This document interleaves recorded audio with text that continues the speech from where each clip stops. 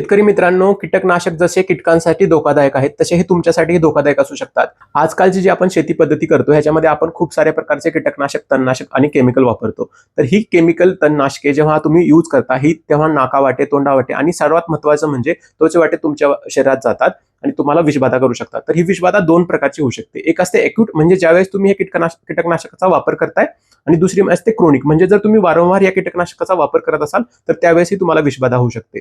Acute विषबाधा जी फवारणीच्या दिवशी होते यामध्ये तुम्हाला डोकेदुखी होऊ शकते, तुम्हाला खूप सारा घाम येऊ शकतो, तुम्हाला मळमळ शकतं, उलटी होऊ शकते आणि तुम्हाला श्वसनाचा त्रास होऊ शकतो। आणि जे क्रोनिक आहे, क्रोनिक म्हणजे तुम्ही खूप दिवसापासून जर कीटकनाशक वापर करत असाल तर ह्याच्यामध्ये तुम्हाला काय होऊ शकतं, तर न्यूरोपॅथी म्हणजे तुमच्या हातापायाला मुंग्या येऊ शकतात आणि त्या नसांना डॅमेज होऊ शकतं। दुसरं म्हणजे तुम्हाला स्मरणशक्तीचा प्रॉब्लेम होऊ शकतो, तुम्हाला हार्मोनल इम्बॅलन्स होऊ शकतो आणि सर्वात मोठा आणि डेंजरस म्हणजे तुम्हाला खूप साऱ्या प्रकारचा कॅन्सरचा धोका याने होऊ शकतो। तर याचा धोका तुम्हाला कमी कसा करायचा आहे, तर धोका कमी करण्यासाठी सर्वप्रथम जेव्हा पण तुम्ही हे केमिकल पाण्यामध्ये मिसळता त्यावेळेस डायरेक्टली हाताचा वापर न करता तुम्ही काठी किंवा पाईपचा वापर करू शकता।